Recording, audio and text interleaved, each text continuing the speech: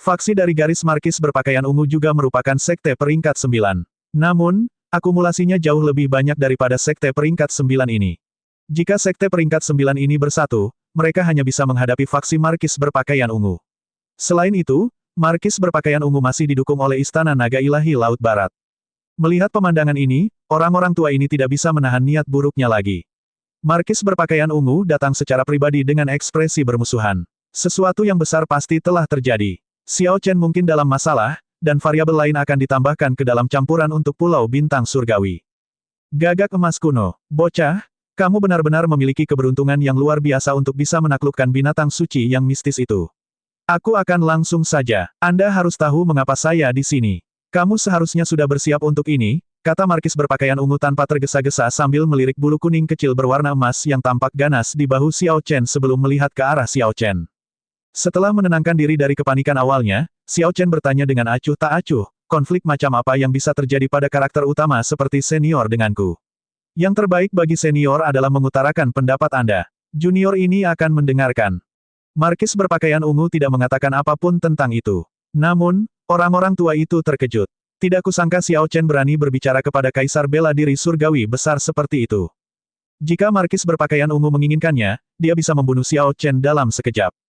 Kekuatan keduanya sangat berbeda seperti awan dan lumpur. Sebelum markis berpakaian ungu, semua trik, teknik bela diri, atau kemauan hanyalah seperti awan yang berlalu dengan cepat.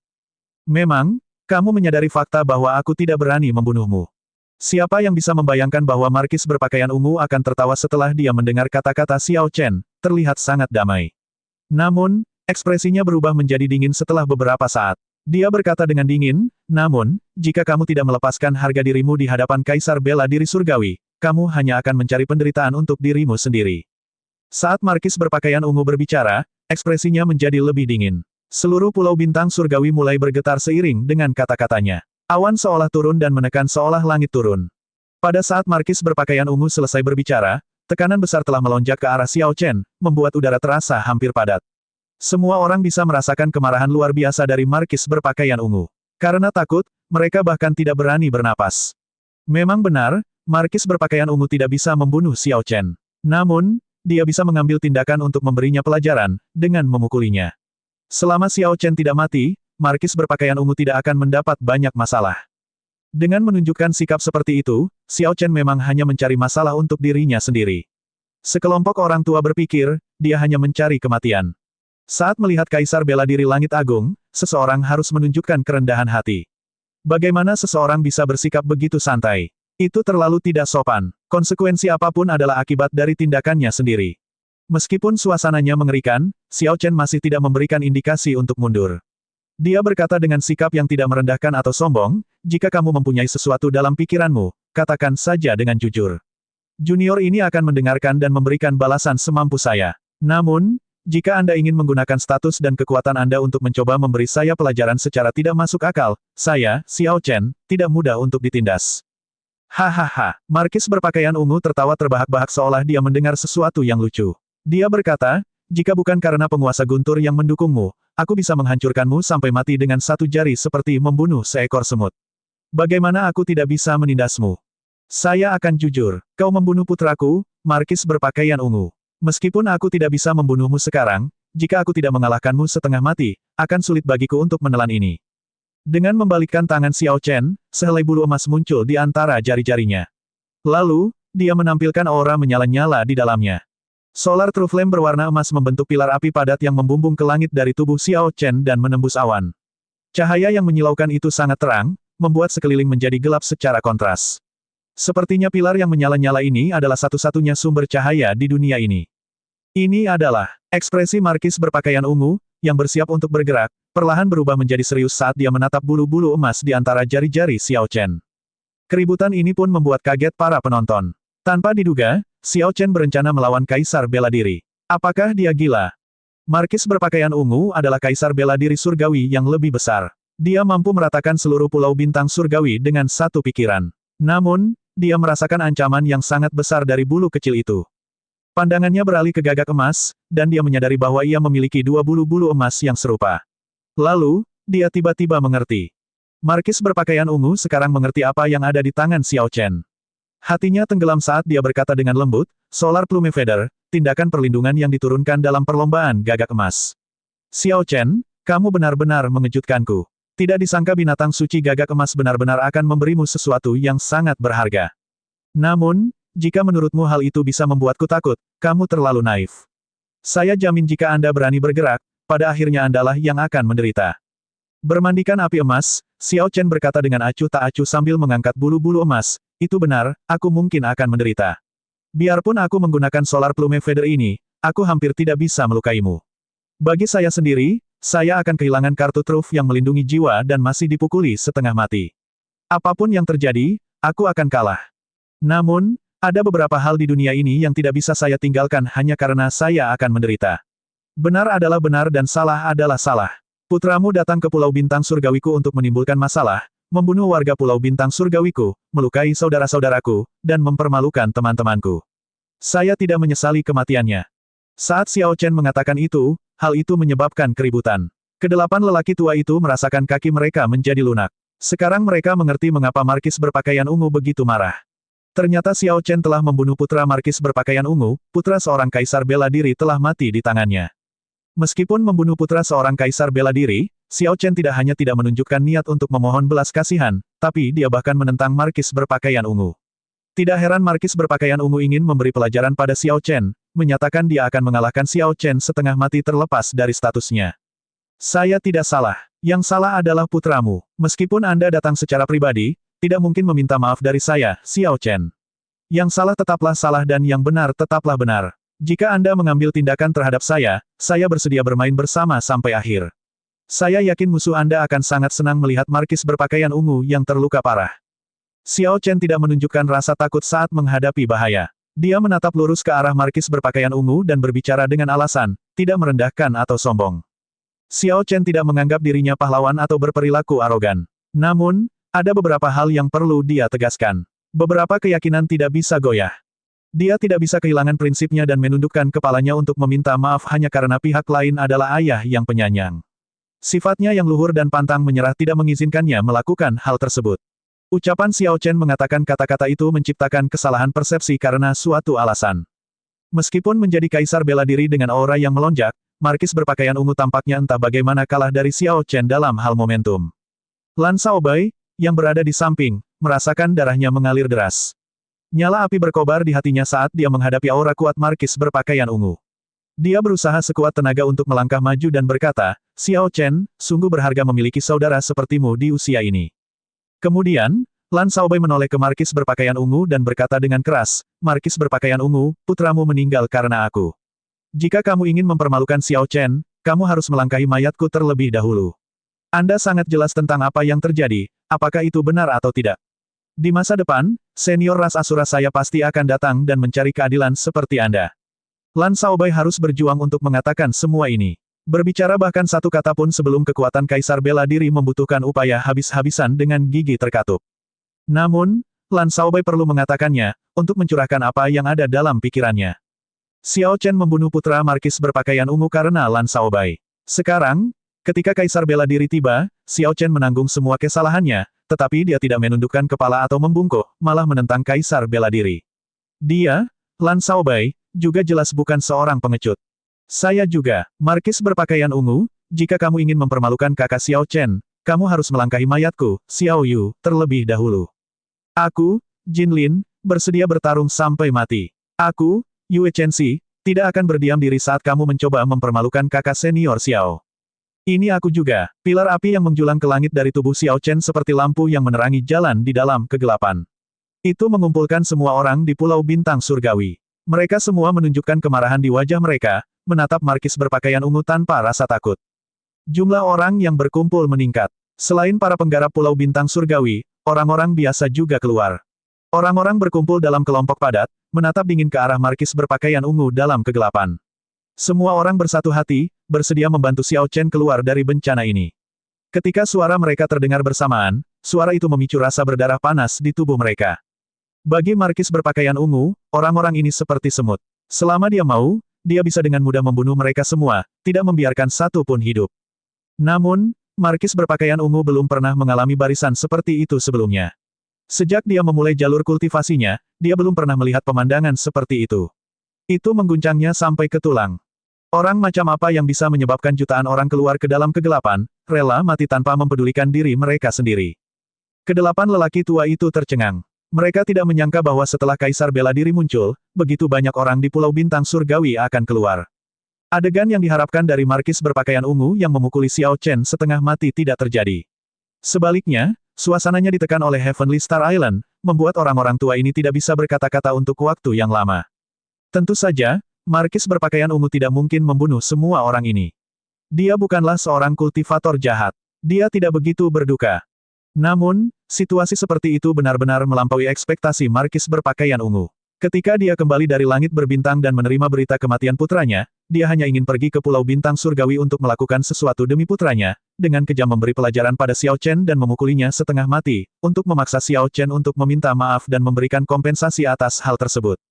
Di luar dugaan, kejadian seperti itu terjadi. Xiao Chen, kamu benar-benar luar biasa. Markis ini harus mengakui bahwa Anda benar-benar pantas mendapatkan kebangkitan dan ketenaran Anda.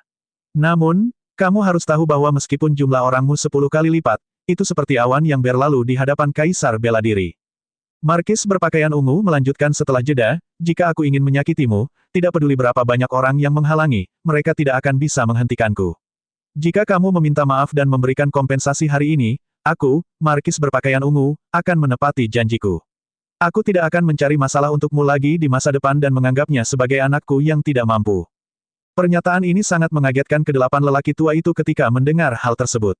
Xiao Chen sebenarnya berhasil memaksa markis berpakaian ungu, yang menyapu Laut Barat, untuk berkompromi. Jika berita ini menyebar, tidak ada yang akan mempercayainya. Jubah putih Xiao Chen tampak keemasan dan mempesona di dalam api. Dia membalas dengan tenang, karena saya tidak bersalah, mengapa saya harus meminta maaf? Senior manapun yang berhasil maju ke Kaisar Bela Diri layak mendapat rasa hormat dariku, Xiao Chen. Ini termasuk senior markis berpakaian ungu. Namun, saya akan tetap mengatakan hal yang sama. Benar adalah benar dan salah adalah salah. Xiao Chen selalu menjunjung prinsip ini dalam hidup saya dan tidak akan pernah mengubahnya. Bahkan jika aku mati, aku tidak akan menyesalinya. Jika Anda ingin menyerang, Xiao Chen bersedia ikut serta. Xiao Chen terus mengangkat bulu emas itu. Dia tidak mengubah prinsipnya hanya karena markis berpakaian ungu berkompromi. Sebaliknya, ia bersiap menggunakan bulu emas tersebut, tak segan-segan menjatuhkannya jika diperlukan. Sungguh penuh kebencian, markis berpakaian ungu meraung marah di dalam hatinya saat kemarahan terus meningkat tanpa henti. Dia belum pernah merasa begitu berkonflik dan cemberut. Itu bukan hanya karena takut akan bulu emas di tangan Xiao Chen, kegigihan Xiao Chen juga membuatnya sangat ketakutan. Sejak zaman kuno, ada banyak sekali talenta luar biasa. Mungkin mereka lebih menonjol dari Xiao Chen. Namun, harga diri dan kegigihannya belum pernah terjadi sebelumnya, unik. Bagus, bagus, bagus. Markis berpakaian ungu berkata baik 3 kali berturut-turut setelah membuat keputusan. Dia tidak mau lagi membuang waktu di sini bersama Xiao Chen. Dia berkata dengan dingin, serahkan tubuh anakku, dan hari ini, markis ini akan melepaskanmu sekarang. Bulu kuning keemasan berputar di sekitar Xiao Chen dan menyerap pilar api yang menjulang ke langit kembali ke dirinya sendiri. Kegelapan menghilang, dan sinar matahari bersinar kembali. Semua orang di Pulau Bintang Surgawi menunjukkan senyuman. Mereka menang. Sao Bai, serahkan mayatnya ke markis berpakaian ungu, kata Xiao Chen sambil menyingkirkan bulu-bulu emas itu. Tunggu, markis berpakaian ungu, karena kamu tahu bahwa kamu salah, kamu tidak bisa mengambil mayat ini begitu saja. Saat Lan Sao Bai hendak mengeluarkan mayatnya, 2 orang tiba-tiba muncul entah dari mana di aula yang rusak, 1 lelaki tua dan 1 pemuda. Bahkan markis berpakaian ungu tidak menyadari keberadaan keduanya sebelumnya. Semua orang segera fokus pada lelaki tua yang berbicara dan terkejut. Dia sebenarnya adalah Kaisar Bela Diri Surgawi besar lainnya. Di antara para penonton, Lan Sao Bai dan Xiao Yu mengungkapkan ekspresi sangat terkejut ketika mereka melihat wajah lelaki tua dan pemuda ini. Pemuda itu tidak lain adalah Lan Tianji, yang telah mengikuti perlombaan Asura. Dia akhirnya kembali setelah sekian lama. Selain itu, Lan Tianji juga membawa kembali Kaisar Bela Diri Surgawi Agung dari ras Asura. Jika direnungkan lebih lanjut, situasinya masuk akal. Dalam budidaya yang sama, siapa lagi, selain ras Asura dengan bakat spasial mereka, yang dapat muncul secara diam-diam di hadapan markis berpakaian ungu. Ketika markis berpakaian ungu melihat penampilan lelaki tua itu, ekspresinya berubah, dia mengenali orang ini. Kamu adalah Lan Chaofeng dari Flying Snow Manor, Lan Chaofeng yang pernah menjadi peringkat teratas dari Heaven Series Assassin Ranking. Flying Snow Manor adalah organisasi pembunuh misterius di daratan Kunlun. Kultivator manapun bisa mendaftar menjadi pembunuh di sana. Seseorang dapat memilih untuk membiarkan identitasnya dipublikasikan atau menyembunyikannya. Kebanyakan orang takut mendapat masalah, jadi mereka menggunakan nama samaran. Hanya sedikit orang yang tidak memiliki ketakutan yang sama atau sudah terkenal secara langsung menggunakan identitas aslinya. Orang-orang seperti itu biasanya adalah petani lepas. Dengan menyelesaikan misi pembunuhan yang sulit, seseorang akan mendapatkan poin dan menaikkan nilainya. Seri surga adalah kelas tertinggi dari Flying Snow Manor. Jika seseorang menjadi pembunuh seri surga, setiap kali seseorang menyelesaikan pekerjaannya, mereka akan menerima hadiah setinggi langit. Namun, persyaratan paling mendasar untuk menjadi pembunuh seri surga adalah menjadi kaisar bela diri. Setelah itu, seseorang harus menjalani pengujian yang ketat sebelum seseorang dapat dianugerahi pembunuh seri surga. Salah satu ujiannya adalah membunuh 5 kaisar bela diri. Memikirkannya saja sudah terasa sangat sulit. Setelah seseorang mengembangkan hati kaisar dan maju ke kaisar bela diri, seseorang akan sangat sulit untuk dibunuh. Tidak jarang kaisar bela diri dikalahkan, namun akan sangat sulit membunuh kaisar bela diri. Sampai sekarang, jumlah pembunuh seri surga di seluruh Flying Snow Manor dapat dihitung dengan 2 tangan. Semuanya memiliki kekuatan yang tak terduga, membuat orang gemetar ketakutan saat mendengar nama mereka. Orang-orang biasa tidak akan memahami status para pembunuh seri surga ini, karena belum pernah mendengar tentang mereka sebelumnya. Namun, begitu kekuatan kaisar bela diri mencapai tingkat tertentu, status para pembunuh ini tidak lagi menjadi rahasia. Karena bakat spasial bawaan dari ras Asura, mereka memiliki keunggulan dalam pembunuhan. Kenyataannya, banyak ahli terkenal di Flying Snow Manor adalah kultivator ras Asura.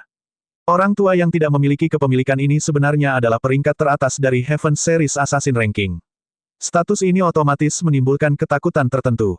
Lan Chaofeng yang tampaknya tidak memiliki kepemilikan ini tersenyum tipis dan berkata, saya sudah tidak bergerak selama bertahun-tahun.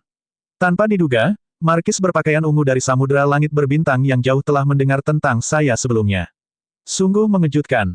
Markis berpakaian ungu tersenyum dingin pada dirinya sendiri. Orang tua ini telah membunuh setidaknya 10 kaisar bela diri. Di kalangan kaisar bela diri, nama orang ini bahkan lebih menakutkan daripada banyak kaisar bela diri berdaulat.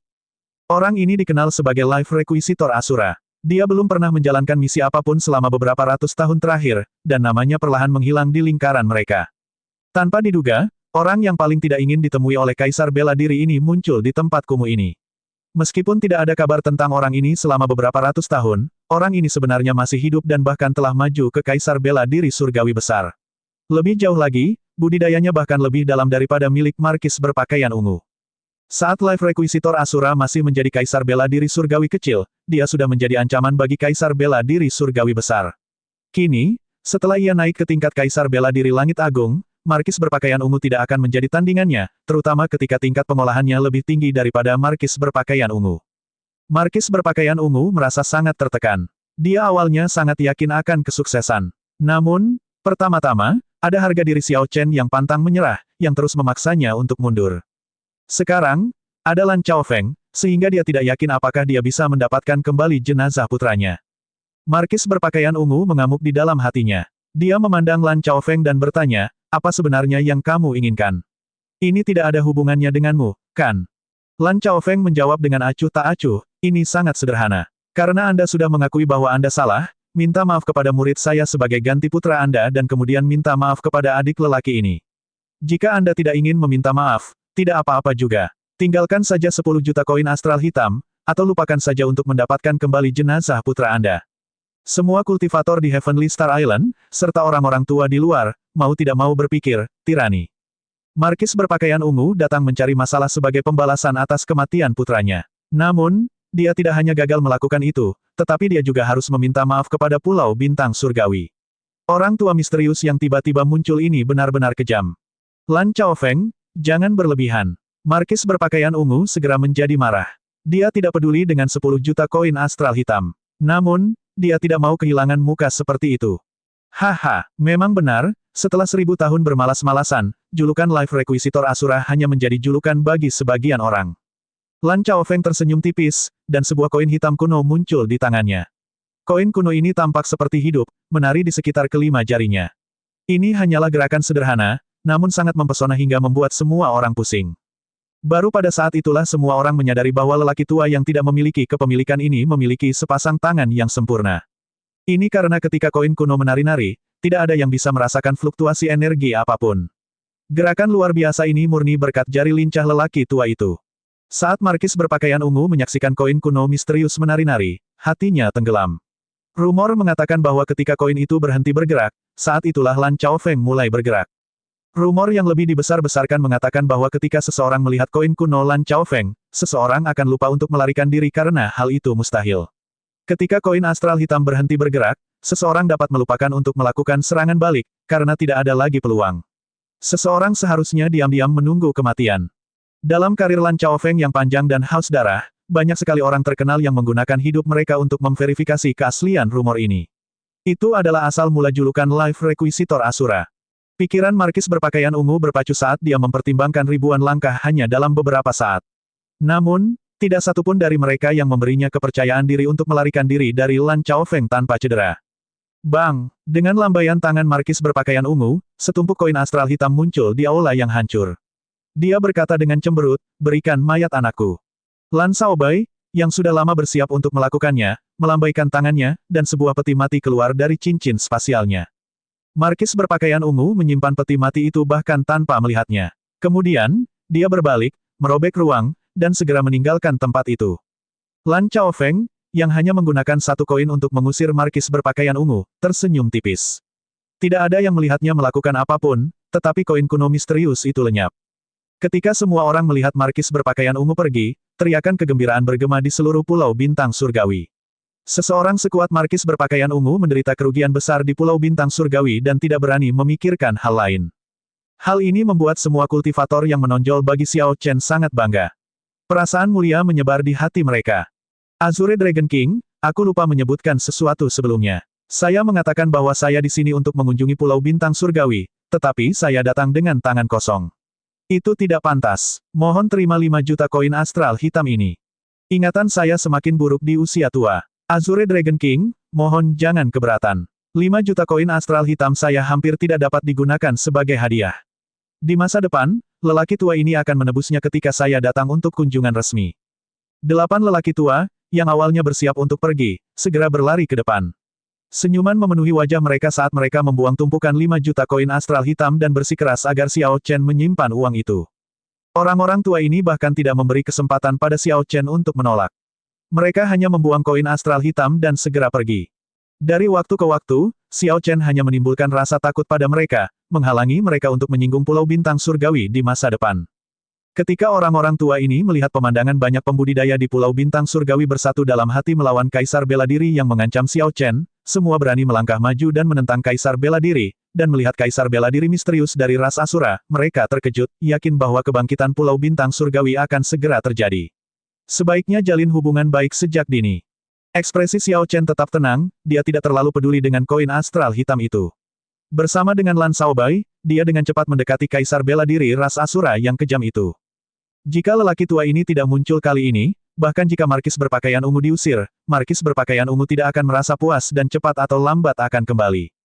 Namun, sekarang markis berpakaian ungu ketakutan, bahkan jika diundang, dia tidak akan berani kembali. Kenapa aku tidak pernah mendengar kamu menyebut-nyebut tuanmu? Xiao Chen bertanya pada Lan Shaobai yang ada di sampingnya. Senyuman Lan Shaobai perlahan memudar. Sepertinya dia teringat kabar buruk. Kemudian, dia menjawab, 5 tahun yang lalu, tuanku mengatakan dia akan menerobos ke Kaisar Bela Diri berdaulat. Sejak itu, tidak ada kabar tentang dia. Berdasarkan hari ini, sepertinya dia gagal dalam terobosannya. Menerobos Sovereign Martial Emperor tidak hanya membawa bahaya besar, tapi hanya ada satu peluang. Jika seseorang melewatkan kesempatan ini, tidak akan ada kesempatan kedua untuk maju ke Sovereign Martial Emperor. Tidak ada preseden mengenai kesempatan kedua sejak zaman kuno. Xiao Chen menghibur Lan Shaobai, tidak apa-apa. Setidaknya, dia baik-baik saja. Lan Shaobai memulihkan senyumnya. Dia mengangguk dan berkata, ya, kebanyakan orang akhirnya kehilangan nyawa ketika gagal menerobos Kaisar Bela Diri berdaulat. Guru yang masih hidup sudah menjadi berita terbaik. Setelah pertukaran kata-kata ini, keduanya tiba di hadapan Lan Tianji dan Lan Chaofeng. Xiao Chen memberi hormat dengan tangan menangkup dan berkata, terima kasih banyak kepada senior yang telah membantu kali ini. Rasa terima kasih saja tidak bisa menutupi rasa syukur yang saya rasakan. Lan Chaofeng yang tidak memiliki kepemilikan tersenyum dan berkata, kamu terlalu rendah hati. Bahkan jika saya tidak muncul, Anda kurang lebih sudah mengatasi situasinya. Ini adalah pertama kalinya lelaki tua ini melihat seorang pemuda berhasil berpegang teguh pada prinsipnya sendiri di hadapan Kaisar Bela Diri Surgawi yang lebih besar. Lagi pula, masalah ini terjadi karena kamu membela Xiaobai, mengundang masalah, namun kamu yang menanggung semua kesalahannya. Seharusnya aku yang mengucapkan terima kasih. Tianji benar, Xiaobai mengikuti orang yang tepat. Lan Tianji tersenyum dan berkata, selama ini, guru tidak pernah percaya bahwa Xiaobai bersedia mengikuti orang lain di usia yang begitu muda, mengingat karakternya. Sekarang dia telah melihatnya sendiri, dia tidak punya pilihan selain mempercayainya. Lan Xiaobai lebih peduli dengan masalah tuannya yang menerobos Kaisar Bela Diri Berdaulat. Dia bertanya, Tuan, bagaimana proses menerobos ke Kaisar Bela Diri Berdaulat? Saat Lan Xiaobai mengatakan ini, senyuman di wajah Lan Tianji dan Lan Chaofeng memudar. Xiao Chen dan Lan Xiaobai segera merasakan ada sesuatu yang tidak beres, mungkin telah terjadi suatu kecelakaan. Sayangnya, sungguh sulit bagi seorang kaisar untuk dianugerahkan raja. Tianji, beritahu mereka tentang hal itu, Lan Chaofeng menghela nafas, enggan mengatakannya sendiri.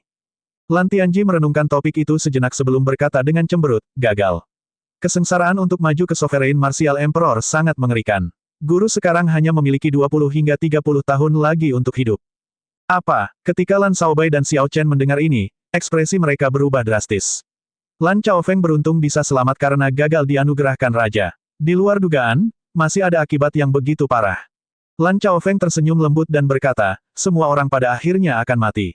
Bahkan seseorang sekuat Kaisar Azuredan yang terkuat saat ini, penguasa guntur, tidak dapat menghindarinya. Tanpa maju ke Martial God, tidak ada yang bisa menghindari kematian. Tidak perlu terlalu memikirkannya, orang tua ini sudah cukup hidup. Tuan, Lan Xiaobai terdengar tercekat oleh emosi. Kalau dipikir-pikir, Lan Tianji mungkin tidak kembali dalam waktu lama karena dia merawat Lan Chaofeng setelah Lan Chaofeng gagal dalam kesengsaraannya. Tak disangka, setelah bertemu dengan Lan Tianji, ada kabar seperti itu. Merasa tersentuh, Lan Chaofeng setengah memarahi setengah bercanda, tidak apa-apa. Teruslah bekerja keras. Siapa tahu, mungkin suatu hari nanti, aku akan bisa melihatmu dan Tianji dianugerahkan raja bersama. Xiao Chen, yang mendengarkan percakapan itu, tiba-tiba memikirkan sesuatu. Dia bertanya, Senior, apakah Anda pernah menggunakan harta alam untuk meningkatkan umur? Lan Chaofeng tersenyum pahit. Harta karun alam untuk meningkatkan umur sulit ditemukan. Itu adalah hal-hal yang hanya dapat ditemukan dan tidak dapat dicari. Saya berhasil menemukan beberapa ketika saya masih muda, tetapi saya tidak memberitahu mereka saat itu, hanya memberikannya kepada beberapa teman lama. Namun, sekarang saya membutuhkannya, saya tidak dapat menemukannya. Ada beberapa hal yang tidak perlu digunakan sepanjang waktu sehingga tidak dihargai. Namun, ketika seseorang benar-benar membutuhkannya, ia akan menganggapnya sebagai sesuatu yang hanya dapat diperoleh melalui keberuntungan dan bukan usaha. Apapun yang dilakukan seseorang, ia tidak dapat menemukannya. Xiao Chen masih memiliki 2 buah panjang umur di tangannya. Dia segera mengambil satu dan berkata, ini adalah buah panjang umur. Itu dapat memperpanjang umur hingga 100 tahun. Jika senior tidak dapat menemukan harta karun alam yang lebih baik, Anda dapat menggunakan yang ini terlebih dahulu. Wajah semua orang berseri-seri dalam kegembiraan. Tanpa diduga, Xiao Chen memiliki harta karun yang hanya bisa ditemukan dan tidak bisa dicari. Xiaobai, bantu tuanmu menerimanya. Saya tidak membutuhkan barang seperti itu. Xiao Chen menyerahkan buah panjang umur kepada Lan Xiaobai untuk diberikan kepada tuannya. Hal ini sungguh menggelikan. Xiao Chen memiliki buah panjang umur yang dapat memberi orang lain umur 100 tahun. Namun, dia tidak bisa menghilangkan mimpi buruknya tentang tenggat waktu 4 tahun. Lan Chaofeng menerima buah panjang umur dari Lan Xiaobai. Kemudian, dia berpikir keras seolah sedang mencoba mengambil keputusan. Setelah beberapa saat, dia berkata, awalnya, saya berencana datang ke Pulau Bintang Surgawi hanya untuk mengunjungi Xiaobai sebelum berangkat mencari harta karun alam untuk memperpanjang umur. Karena kamu memberiku buah panjang umur, lelaki tua ini akan tinggal di sini untuk jangka waktu tertentu. Saya tidak bisa terus-menerus melihat orang lain menindas kedua murid saya. Xiao Chen bersukacita di dalam hatinya. Kata-kata Lan Chaofeng berarti dia bermaksud untuk tetap tinggal di Pulau Bintang Surgawi. Dengan Kaisar bela diri ras Asura yang bisa memaksa markis berpakaian ungu mundur, tidak perlu khawatir tentang keselamatan Pulau Bintang Surgawi. Baik Lan Xiaobai dan Lan Tianji juga senang dengan keputusan Lan Chaofeng untuk tinggal di Pulau Bintang Surgawi. Tuan, pernahkah Anda mendengar tentang masalah Xiao Chen? Karena ada Kaisar bela diri yang jarang terlihat di sini, yang merupakan kerabatnya, Lan Xiaobai mau tidak mau bertanya tentang masalah Xiao Chen. Lan Chaofeng mengangguk. Jika Raja Naga Azure tidak menjadi kaisar bela diri dalam 4 tahun ke depan, ia hanya mempunyai waktu sekitar 20 tahun untuk hidup. Entah kenapa, Berita ini telah membuat benua Kunlun heboh dan menyebar ke seluruh benua Kunlun dalam waktu kurang dari sebulan. Lan Tianji berpikir keras. Ada kemungkinan untuk maju ke Martial Emperor dalam 4 tahun ke depan. Sejauh ini baru 1 tahun berlalu, dan Xiao Chen sudah maju ke Kaisar Kuasi Kesempurnaan Agung. Di zaman yang penuh kejeniusan ini, keajaiban bisa terjadi. Sebagai seseorang yang telah menempuh jalan menuju Kaisar, Lan Chaofeng menggelengkan kepalanya dan berkata, itu sulit untuk dikatakan. Agar Kaisar Kuasi Kesempurnaan kecil dapat maju ke Kaisar Kuasi Kesempurnaan besar, yang dibutuhkan hanyalah sumber daya yang memadai, dan mereka dapat melanjutkan dengan cepat. Secara historis, kecepatan kultivasi Xiao Chen saat ini tidak terlalu cepat. Xiao Chen mengangguk dan berkata, mengenai sumber daya, tidak ada masalah. Senior, maukah Anda memberikan nasihat tentang cara menggabungkan jiwa ke dalam segel surgawi dan membentuk-bentuk samar hati Kaisar? Kesengsaraan besar berupa angin dan api yang terjadi setelahnya masih jauh. Yang paling dikhawatirkan oleh Xiao Chen adalah bagaimana memadukan jiwa dengan segel surgawi. Lan Chaofeng berkata, mengingat kemampuan pemahaman Anda yang berbakat luar biasa, langkah ini sebenarnya tidak sulit. Cepat atau lambat, Anda akan berhasil. Ini hanya membutuhkan waktu untuk mengujinya secara perlahan. Setelah itu, jika semua kondisi sudah tepat, maka akan terjadi dalam 1 langkah. Ini adalah sesuatu yang orang lain tidak dapat memberikan panduannya. Namun, kekuranganmu saat ini adalah waktu. Lan Chaofeng mencapai titik krusial. Langkah ini dapat menghentikan 90% Kaisar Semu. Namun, 90% ini pasti tidak termasuk talenta luar biasa dengan kemampuan pemahaman yang hebat. Tentu saja, Xiao Chen tidak terkecuali. Satu-satunya kekurangannya adalah waktu. Adakah cara yang bisa membuatku cepat melewati langkah ini? Xiao Chen melanjutkan, atau mungkin dalam sejarah, adakah orang yang pernah menggunakan waktu yang sangat singkat untuk memadukan jiwa dan segel surgawi? Lan Chaofeng berpikir dengan hati-hati. Kemudian dia menggelengkan kepalanya dan menjawab, sejauh yang saya tahu, tidak ada. Namun, yang saya tahu hanyalah sejarah benua Kunlun. Mungkin saja ada satu di dunia samudera ini. Xiao Chen merasa sedikit kecewa. Sepertinya dia tidak bisa mengandalkan orang lain untuk langkah ini. Seperti yang dikatakan Penatua Qin, dia hanya bisa mengandalkan dirinya sendiri. Tanda hubung tanda hubung tanda hubung tanda hubung tanda hubung tanda hubung. 10 hari kemudian, kisah markis berpakaian ungu yang menabrak tembok di Pulau Bintang Surgawi menyebar dengan cepat ke seluruh Laut Barat. Para penggarap bergosip tentang adegan Xiao Chen melawan Kaisar Bela Diri Surgawi dengan sangat rinci. Tanpa diduga, Xiao Chen berani berbenturan dengan Kaisar Bela Diri Surgawi besar seperti markis berpakaian ungu. Lebih jauh lagi, dia bahkan berhasil menjadi yang teratas. Tidak ada yang akan mempercayai cerita luar biasa seperti itu jika bukan karena pihak lain yang mengkonfirmasi kebenarannya. Selama 3 hari, selain sekte terdekat, semua sekte di seluruh Laut Barat datang berkunjung tanpa henti. Bahkan Qian Zhongchao, yang diusir oleh Xiao Chen dengan pukulan telapak tangan, kembali menawarkan hadiah besar dan permintaan maaf. Selama periode ini, Pulau Bintang Surgawi menikmati kejayaan. Ia akhirnya mendapatkan pijakan di samudera langit berbintang yang kacau ini. Heavenly Star Island tidak lagi dipandang sebagai orang luar. Orang-orang tidak akan lagi memandang pulau-pulau satelit yang syarat dengan sumber daya tersebut. Xiao Chen menolak menghibur siapapun secara langsung, memfokuskan dirinya pada kultivasi. Dia tidak membiarkan hal-hal ini mengganggunya. Namun, pada hari ini, sebuah berita tertentu membuatnya keluar dari pengasingan tanpa ragu-ragu sama sekali. Jin Dabao telah kembali dari Laut Hitam dengan kapal dagang besar Asosiasi Pedagang Azure Dragon. Setelah menerima berita tentang kembalinya Jin Dabao, Xiao Chen segera bangkit dari kondisi kultivasinya yang diam. Dia sudah lama berpikir untuk pergi ke Laut Hitam dan ingin pergi secepatnya. Saat Xiao Chen memasuki pavilion, dia melihat Jin Dabao, yang masih terlihat sama seperti sebelumnya, berpakaian sangat mencolok dan dilapisi mutiara dan emas. Si gendut tampak dalam keadaan sehat ketika dia mengipasi dirinya dengan kipas emasnya, yang merupakan gambaran seorang pedagang. Namun, Xiao Chen melihat garis hitam samar di dahi Jin Dabao, yang menunjukkan semacam emosi negatif di hatinya. Hehe, saudara Xiao Chen, kamu akhirnya kembali. Ketika Jin Dabao melihat Xiao Chen, dia langsung tertawa keras. Keduanya bertukar salam sebelum Xiao Chen mulai bertanya tentang Laut Hitam dan situasi Asosiasi Pedagang Azure Dragon. Akhirnya dia bertanya tentang batu. Dari uraian Jin Dabao, Laut Hitam tidak lebih kecil dari lautan langit berbintang. Pulau itu sangat luas, dan pulau-pulaunya letaknya lebih rapat. Menurut legenda, pulau-pulau di Laut Hitam awalnya merupakan satu benua dengan banyak faksi kuno dan karakter legendaris. Pada suatu saat, pulau itu terpecah karena alasan yang tidak diketahui, sehingga mengakibatkan situasi saat ini, pulau sebanyak jumlah bintang di langit. Setelah bertahun-tahun mengalami perubahan, Laut Hitam saat ini pada dasarnya memiliki 5 wilayah laut besar, Laut Air Hitam, Laut Angin Hitam, Laut Awan Hitam, Laut Api Hitam, dan Laut Gelap, yang merupakan inti dari Laut Hitam. Laut Hitam. Laut Hitam adalah tempat yang paling kaya sumber dayanya di seluruh dunia samudera, wilayah dengan pertemuan tak terduga terbanyak. Namun, ia juga memiliki lingkungan alam terburuk di seluruh dunia samudera. Laut Hitam bukan hanya sekedar nama tetapi juga kenyataannya. Awan gelap tak berbatas menutupi seluruh Laut Hitam sepanjang tahun. Langit selalu gelap, betapapun tajamnya sinar matahari, ia tidak dapat mencapai laut. Ada juga zat misterius di udara yang tidak bisa dihilangkan. Zat ini akan mempengaruhi pikiran para penggarap, membuat mereka menjadi kasar, mudah marah, dan tidak mampu menahan haus darah. Semua pembudidaya di Laut Hitam sangat pemarah, menunjukkan perilaku antisosial, dan sangat tidak masuk akal. Seluruh tempat berada dalam kekacauan. Namun, sangat mudah untuk melatih para ahli di tempat seperti itu. Lebih jauh lagi, para ahli seperti itu akan bertarung sampai mati dengan mudah. Kultivator manapun yang dapat tetap tidak terpengaruh dan mempertahankan kondisi mental mereka dalam lingkungan seperti itu untuk jangka waktu yang lama akan memiliki kondisi pikiran yang jauh melebihi para kultivator dari tempat lain. Ketika Jin Dabao berbicara tentang perkembangan asosiasi pedagang Azure Dragon, dia menjadi sangat bersemangat, kata-katanya mengalir deras tanpa henti.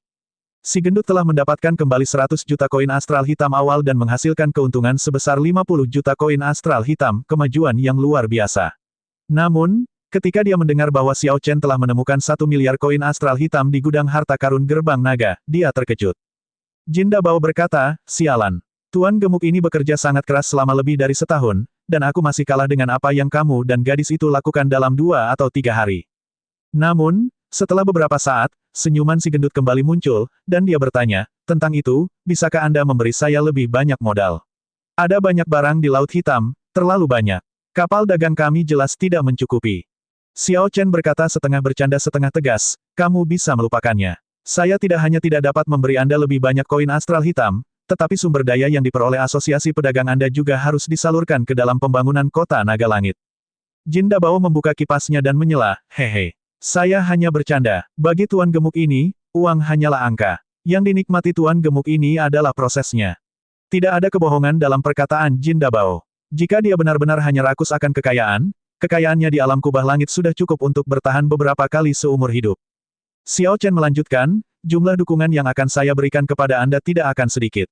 Anda dapat memilih salah satu pulau satelit Heavenly Star Island dan membangun pulau pedagang untuk penggunaan eksklusif asosiasi pedagang Azure Dragon.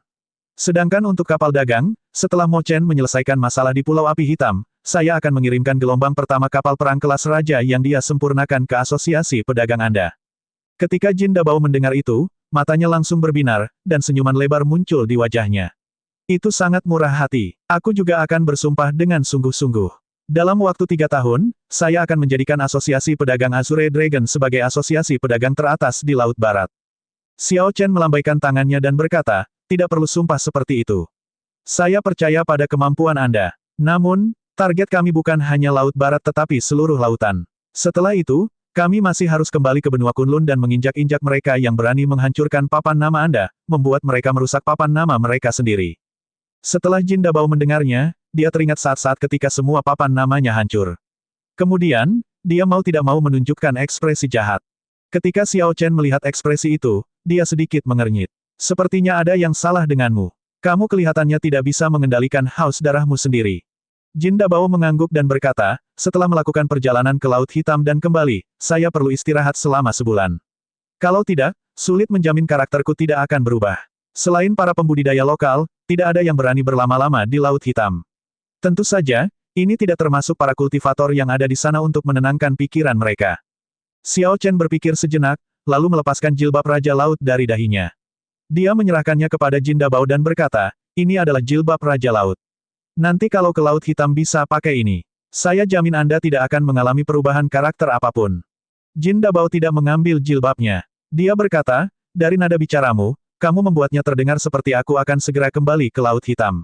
Lebih baik kamu menyimpannya. Xiao Chen berkata dengan serius, keadaan pikiranku telah lama mencapai tingkat di mana hal itu tidak akan mudah terpengaruh. Zat misterius di Laut Hitam itu tidak akan bisa mempengaruhiku. Pengembangan pikiranmu jauh lebih lemah daripada milikku, tidak perlu memaksakan diri. Jilbab Raja Laut memiliki banyak kegunaan. Xiao Chen sangat menyukainya. Namun, Jin Dabao jelas membutuhkannya lebih dari Xiao Chen, jadi Xiao Chen tidak perlu menyimpannya untuk dirinya sendiri. Dorongan utama di balik pesatnya perkembangan Asosiasi Pedagang Azure Dragon adalah upaya besar Jin Dabao untuk membuka jalur perdagangan ke Laut Hitam.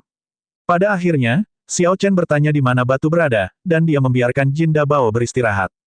Setelah Jin Dabao pergi, Xiao Chen perlahan keluar dari paviliun dan kembali ke puncak. Dia memandang rendah jutaan orang yang membangun fondasi kota naga langit di masa depan. Itu penuh dengan aktivitas tetapi tidak berisik sama sekali. Dengan pemerintahan Mo Chen dan Lan Shaobai, keadaan tidak terlalu kacau meskipun jumlah orangnya banyak. Di tempat yang lebih jauh lagi, klan Mo saat ini sedang mempersiapkan fondasi paviliun pemurnian gerbang naga di Pulau Api Hitam. Yue Chenxi dan yang lainnya secara pribadi pergi untuk mengelola berbagai pulau sumber daya.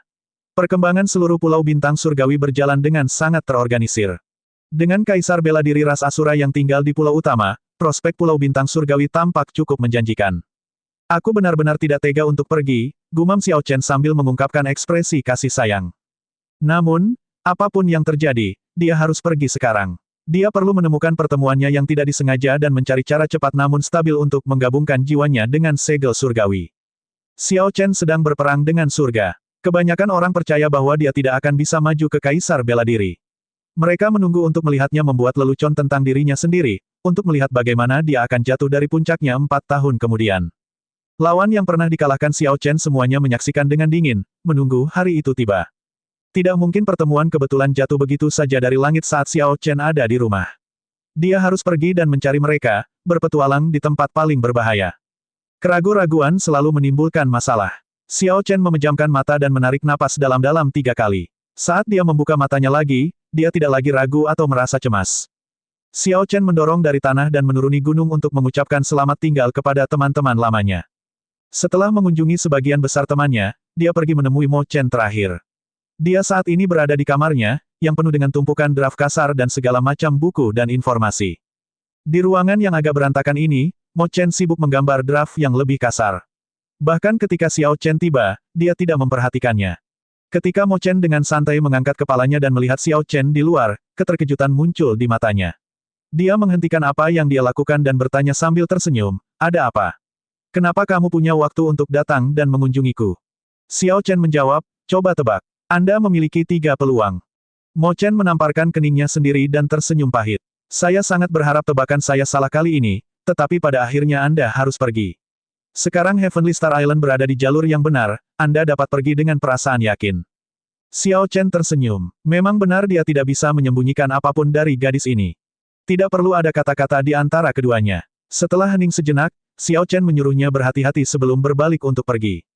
"Jangan lupa apa yang kamu janjikan, bahwa kamu secara pribadi akan melihatku membuka cadar." Saat Mo Chen mengatakan itu, air mata mengalir di matanya. Xiao Chen berhenti sejenak, tapi dia tidak menoleh ke belakang. Dia tertawa, "Jangan khawatir. Aku, Xiao Chen, tidak pernah mengingkari janjinya. Jika saya mengatakan saya akan melakukannya, saya akan melakukannya. Saya pasti akan tetap hidup dan secara pribadi akan melihat Anda melepas cadar Anda. Anda adalah wanita tercantik di Cloud Sea Domain. Aku tidak akan merasa puas jika aku mati tanpa melihat seperti apa rupamu sebenarnya." Setelah mengatakan itu, Xiao Chen pergi, mengambil langkah besar, sosoknya yang pergi perlahan menghilang dari pandangan berkabut Mo Chen. Apa yang menunggu Xiao Chen di Laut Hitam yang misterius? Bisakah dia menemukan cara untuk menerobos ke Kaisar Kuasi Kesempurnaan? Semuanya tidak diketahui. Dengan langkah ini, sebuah perjalanan baru menanti Xiao Chen. Jalan menuju Kaisar, pertarungan melawan surga. Saat pergi ke Laut Hitam dari Pulau Bintang Surgawi, pemberhentian pertama adalah salah satu dari 5 wilayah laut besarnya, Laut Air Hitam. Wilayah laut ini sebanding dengan seluruh wilayah Laut Barat. Xiao Chen mengendarai kereta perang naga banjir dan meminta Ao Jiao mengemudikannya, membubung di atas awan. Dia terus berkultivasi di dalam kereta perang, tidak membuang waktu. Sajadah batu giok yang dingin melayang di atas ranjang empuk di gerbong. Xiao Chen duduk bersila di atasnya. Cahaya dengan 5 warna berbeda perlahan mengelilinginya. Masing-masing lampu ini memancarkan perasaan berbeda, pembantaian, kematian, kehancuran, keputusasaan, dan kesedihan. Semuanya berbeda satu sama lain. Itu benar, lampu-lampu ini adalah 5 takhta yang dikumpulkan Xiao Chen. Dia telah mengumpulkan 5 jenis negara bagian tingkat tinggi. Bagi kebanyakan orang, jika mereka dapat memahami salah satu dari keadaan ini dan mengembangkannya menjadi sebuah wasiat, mereka akan disebut jenius. Dengan 2 keinginan seperti itu, seseorang dapat bergerak tanpa hambatan. Dengan 3 orang, seseorang bisa disebut jenius mutlak. Namun, Xiao Chen memiliki 5 negara bagian seperti itu. Jika dia berhasil mengumpulkan tahta kehancuran dan tahta sakit di masa depan, dia akan memiliki 7. Terlalu banyak. Xiao Chen tidak berniat mengubahnya menjadi surat wasiat. Melakukan hal itu akan membuang banyak waktu. Dia bermaksud menunggu sampai dia mengumpulkan ke-7 negara bagian dan kemudian menggabungkannya ke dalam siklus. Setelah itu, dia akan meningkatkan keadaan siklus menjadi kehendak siklus, yang ingin dia lakukan setelah mencapai kaisar bela diri. Untuk saat ini, Xiao Chen juga tidak bisa sepenuhnya menyerah pada berbagai negara bagian ini. Dia menunjuk, dan atap gerbong terbuka. Saat dia duduk bersila di atas sajadah, sebuah pemandangan terbentang di hadapannya, memungkinkan dia untuk melihat ke kejauhan. Sambil berpikir, jimat petir yang mewakili kehendak guntur terbang dan bersinar dengan cahaya terang. Kemudian berbentuk pedang kecil yang tajam. Ini adalah bentuk jiwa pedang kesempurnaan besar Xiao Chen. Listrik pada jiwa pedang tidak memudar, berderak saat menyala. Xiao Chen mengulurkan tangannya dan menembakkan sehelai pedang Qi dengan listrik yang mengelilinginya dari ujung jarinya. Itu tampak seperti sambaran petir saat ia merobek langit dan menghantam binatang roh peringkat 8 yang berjarak 5 km. Saber Qi yang mengandung kekuatan petir pertama-tama membelah Spirit Beast menjadi 2. Kemudian, listrik di dalamnya meledak, menghancurkan 2 bagian tubuh binatang roh menjadi abu. Saat angin bertiup, abunya berhamburan. Kekuatan ekstra ini berasal dari penambahan kekuatan petir pada jiwa pedang. Pada akhirnya, bagi seorang ahli pedang, standar ukuran kekuatan seseorang tetaplah jiwa pedang. Puci, bulu kuning kecil, yang bersama Ao Jiao, tidak suka terlihat lebih lemah, jadi ia memuntahkan api emas dan langsung membakar binatang roh peringkat 8 lainnya menjadi abu. Kemudian, ia menatap Xiao Chen dengan pandangan sombong. Bulu kuning kecil, bersikaplah. Xiao Chen sedang menguji langkahnya. Jangan ganggu dia, kata Ao Jiao sambil menepuk kepala bulu kuning kecil sambil mengemudikan naga banjir laut dalam. Xiao Chen tertawa dan melemparkan inti astral ke bulu kuning kecil sebelum memulai tesnya secara resmi. Semua lampu ini adalah negara bagian dengan tingkat yang lebih tinggi. Meskipun dia belum meningkatkan kemauannya, levelnya lebih tinggi dan lebih kuat dari kondisi unsur seperti api atau es. Xiao Chen bermaksud untuk secara terpisah menggabungkan negara-negara yang berbeda ini dengan jiwa pedangnya, menciptakan jiwa pedang pembantaian, jiwa pedang kehancuran, jiwa pedang keputusasaan, jiwa pedang kematian, dan jiwa pedang kesedihan. Dengan begitu, dia akan memiliki pilihan berbeda saat menghadapi musuh yang berbeda, memungkinkan dia memilih senjata yang lebih tepat, tergantung musuhnya. Terkadang, beberapa lawan memiliki pertahanan yang kuat. Bahkan jiwa pedang petir Xiao Chen yang kuat tidak akan efektif. Dalam situasi seperti ini, jenis jiwa pedang lainnya mungkin memberikan hasil yang tidak terduga. Xiao Chen menyerap keadaan kematian ke dalam lautan kesadarannya. Seketika, pikirannya dipenuhi dengan segala macam emosi yang berhubungan dengan kematian. Butuh beberapa saat baginya untuk menyesuaikan diri dengan mereka. Mata Xiao Chen berubah menjadi abu-abu mematikan. Kemudian, dia menjentikkan sehelai pedang Qi dari ujung jarinya. Kali ini, kecepatannya jauh lebih lambat. Lintasan pedang Qi yang merobek langit terlihat jelas. Kemudian, pedang Qi menyerang binatang roh peringkat 8 yang berjarak 5 km. Pedang Qi ini tidak membelah binatang roh menjadi 2. Namun, pedang Qi dimasukkan ke dalam Spirit Beast, dan kekuatan kematian perlahan menyebar. Kehidupan berangsur-angsur memudar dari tubuh binatang roh. Setelah beberapa saat, tubuhnya yang layu jatuh dari langit. Xiao Chen berpikir keras. Lalu, dia bergumam, kekuatannya jauh lebih rendah daripada jiwa pedang petir. Namun, hal ini disebabkan oleh kompatibilitasnya yang rendah. Setelah beberapa latihan, ia mungkin bisa mencapai beberapa hasil yang tidak terduga melawan tipe lawan tertentu. Setelah ini, dia menguji kekuatan berbagai jiwa pedang.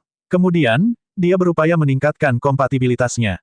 Terus-menerus melatih jiwa pedang ini juga merupakan bentuk lain dari pelatihan jiwa pedang. Bagi seorang kaisar semu, jiwa pedang yang dipahami 70% sudah sangat menakutkan. Kebanyakan ahli pedang bahkan tidak bisa menyingkat bentuk jiwa pedang mereka setelah mereka meningkatkan niat pedang mereka menjadi jiwa pedang. Namun, masih banyak ruang untuk perbaikan. Berlatih lebih banyak tidak berdampak negatif pada kekuatan. Bagaimanapun, Xiao Chen adalah seorang ahli pedang pada intinya. Jiwa pedang sangat penting. 7 hari kemudian, awan di bawah kereta perang naga banjir perlahan menjadi gelap hingga akhirnya menjadi hitam. Xiao Chen tahu bahwa ini berarti dia telah mencapai perbatasan Laut Hitam. Laut air hitam seharusnya tidak jauh dari sini. Dengan pemikiran itu, dia menyingkirkan kereta perang naga banjir. Dia berencana untuk bepergian sendirian mulai dari sini. Lagi pula, ada banyak ahli di Laut Hitam. Wilayah laut yang semrawut dan kaya sumber daya ini menyimpan daya tarik yang besar bagi para ahli. Kekuatan Xiao Chen jauh dari cukup untuk bergerak tanpa hambatan dengan cara yang kejam. Yang terbaik baginya adalah bersikap lebih rendah hati. Menurut Jin Dabao, batu tidak berada di laut air hitam melainkan laut gelap, inti dari seluruh laut hitam. Makanya, Xiao Chen tidak berniat tinggal lama di Laut Air Hitam ini. Jika tidak terjadi apa-apa, ini hanya akan menjadi titik transit baginya untuk mengenal lingkungan Laut Hitam. Setelah menembus awan, Xiao Chen segera diserang segala macam emosi negatif saat dia bernapas, kejengkelan, kemarahan, haus darah, dan banyak lainnya. Xiao Chen menjaga pikirannya tetap jernih. Jiwa pedangnya bersinar ketika dia menggunakan kemauan kuatnya untuk menghilangkan semua emosi negatif ini, tidak meninggalkan satu pun emosi di tubuhnya. Sial, sial, saat Xiao Chen menuju ke permukaan laut, suara perkelahian mencapai telinganya. Dia menoleh dan menemukan armada pedagang terkepung dan diserang. Armada ini cukup besar, kapal dagang semuanya Sage Grade, dan ada 10 di antaranya. Unggulannya adalah kapal perang King Grade. Namun, situasinya nampaknya tidak menguntungkan bagi mereka. Sekelompok kapal bajak laut kecil mengelilingi seluruh kelompok pedagang. Sosok-sosok yang memancarkan aura mengerikan melompat keluar dan menyerang kapal dagang. Seorang bajak laut ganas di kapal utama kelompok pedagang memimpin beberapa orang lainnya mengelilingi seorang pria parubaya, jelas-jelas berada di atas angin. Xiao Chen sudah lama mendengar tentang kekacauan di Laut Hitam. Namun, dia tidak menyangka akan bertemu dengan sekelompok pedagang yang dirampok tak lama setelah dia tiba di perbatasan. Setelah mengamati beberapa saat, Xiao Chen melihat bahwa kelompok bajak laut ini tidak terlalu kuat. Bajak laut ganas yang bertempur di kapal utama tampaknya adalah pemimpin bajak laut, tetapi dia hanyalah kaisar kuasi kesempurnaan agung. Setelah beberapa saat, Xiao Chen membuat keputusan. Meskipun Xiao Chen bukanlah orang bodoh yang membiarkan emosinya menuntunnya, menyerbu untuk menyelamatkan orang asing tanpa mempedulikan situasi ketika melihat sesuatu seperti ini, jika ada yang bisa dia lakukan untuk membantu, dia akan melakukannya. Bagaimanapun juga, kelompok bajak laut ini jelas bukan orang baik. Sosok Xiao Chen menghilang dari posisi semula. Kemudian, dia muncul di atas kapal utama. Sekarang, dia mengenakan jubah putih bersih, memegang lunar shadow saber miliknya. Ketika kedua belah pihak melihat orang yang tiba-tiba muncul ini, ekspresi mereka berubah pada saat yang bersamaan. Mereka berdua berhenti dan mundur.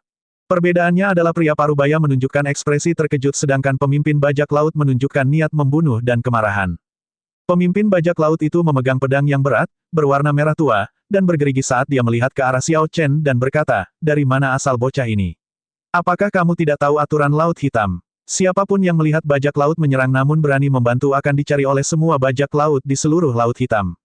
Pernyataan ini agak mengejutkan Xiao Chen. Lalu, dia tertawa di dalam hatinya. Ini menarik. Di tempat lain, yang dicari adalah bajak laut. Namun, peraturan di tempat ini terbalik. Para perompak lebih unggul dan benar-benar dapat mencantumkan orang lain sebagai buronan. Adik, Laut Hitam memang memiliki aturan seperti itu. Faksi bajak laut sangat kuat. Sekali diinginkan, Anda akan merasa sangat sulit untuk melakukan perjalanan mengelilingi 5 wilayah Laut Hitam. Saya menghargai kebaikan Anda, tetapi Anda tidak perlu mendapat masalah. Pria parubaya itu tahu bahwa budidaya Xiao Chen cukup tinggi, dan Xiao Chen masih sangat muda. Dia seharusnya merupakan seorang talenta luar biasa dari Tanah Suci atau klan bangsawan yang tidak mengetahui aturan Laut Hitam. Oleh karena itu, pria parubaya itu menghela nafas dan menyarankan Xiao Chen untuk pergi. Pemimpin bajak laut itu tertawa dingin dan berkata dengan kasar, "Sekarang kamu sudah tahu aturannya, cepat enyahlah." Xiao Chen berkata dengan acuh tak acuh, "Ini pertama kalinya aku mendengar aturan ini. Namun, jika kamu mati, maka kamu tidak bisa memasukkanku ke dalam daftar orang yang diinginkan, kan?" Pemimpin bajak laut itu tertawa terbahak-bahak dan berkata, "Kamu sudah menjadi kaisar semu yang sempurna di usia yang begitu muda. Anda harus berasal dari faksi besar atau penerus Tanah Suci. Mengingat sulit bagi Anda untuk berkultivasi sejauh ini, saya sedikit lebih sopan kepada Anda. Tidak disangka Anda malah akan membuang beban Anda. Laut Hitam berbeda dengan tempat lain. Saya hanya akan memberi Anda nasihat ini, semua kaisar semu tidak boleh tersinggung." Pemimpin bajak laut itu meneriakkan seruan perang dan menyerang Xiao Chen. Mata pemimpin bajak laut itu berubah menjadi merah. Kemanapun dia lewat, lolongan serigala bergema, dan gambar serigala merah besar muncul di belakangnya. Tanpa diduga, pemimpin bajak laut ini berasal dari Vien Rache. Terlebih lagi, sepertinya garis keturunannya bermutasi dan bukan berasal dari silsilah ras serigala surgawi murni. Kalau tidak, dia akan menjadi lebih kuat. Serangan pedang ini mengeluarkan aura yang luar biasa. Raungan serigala bahkan lebih mengerikan lagi.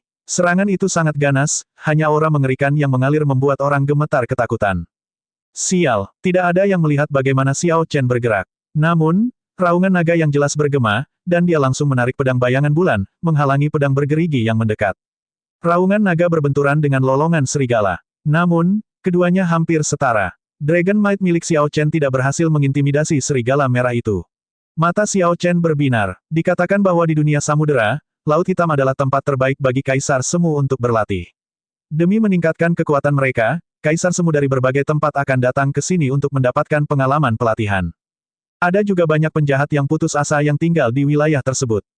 Kehadiran mereka membuat situasi di Laut Hitam semakin mengerikan.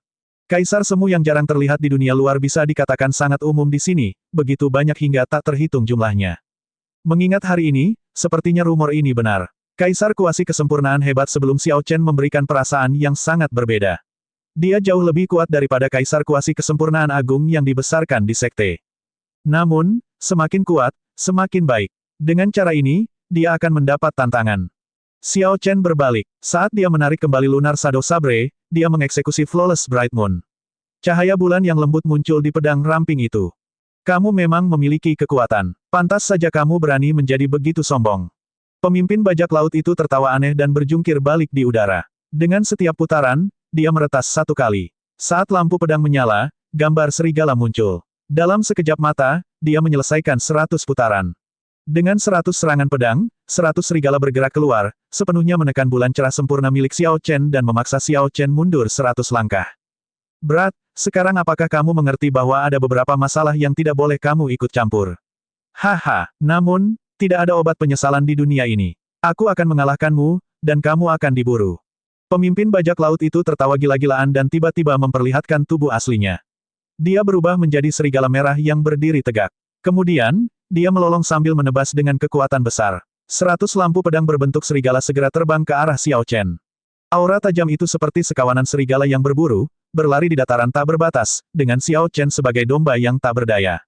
Xiao Chen memfokuskan pandangannya dan menemukan sesuatu yang luar biasa pada gerakan ini. Setiap serigala merah itu kokoh. Bukan itu saja, sepertinya serigala merah memiliki darah dan kehidupan di dalamnya, melonjak dengan energi. Semua serigala terus-menerus menyerap ki pembantaian yang mengamuk yang unik di Laut Hitam. Setiap detik, tubuh mereka bertambah besar. Pada saat serigala-serigala ini tiba sebelum Xiao Chen, mereka sudah sebesar gunung. Tubuh mereka juga bermutasi menjadi sesuatu yang sangat mengerikan. Bulu mereka berubah menjadi pisau tajam berwarna merah tua, dan mata mereka merah. Ini sudah berakhir. Melihat kawanan serigala menelan Xiao Chen, Kaisar setengah baya dari armada pedagang menunjukkan ekspresi kepahitan. Anehnya, misi kali ini cukup sulit. Dia tidak hanya akan mati di sini, tetapi dia juga melibatkan talenta muda yang luar biasa. Ini hanyalah pinggiran Laut Air Hitam, dan Kaisar setengah baya ini bertemu dengan bajak laut serigala merah yang terkenal itu. Dia mengutuk nasib buruknya kali ini. Ledakan. Tepat ketika pria parubaya itu berpikir bahwa Xiao Chen akan dibiarkan tanpa mayat setelah ditelan oleh kawanan serigala, banyak busur cahaya listrik yang kuat meledak dari kawanan serigala. Setiap busur memancarkan niat pedang yang mengerikan. Ini adalah jiwa pedang. Pedang Qi mengandung jiwa di dalam dirinya sendiri. Selain itu, ia membawa kekuatan kemauan.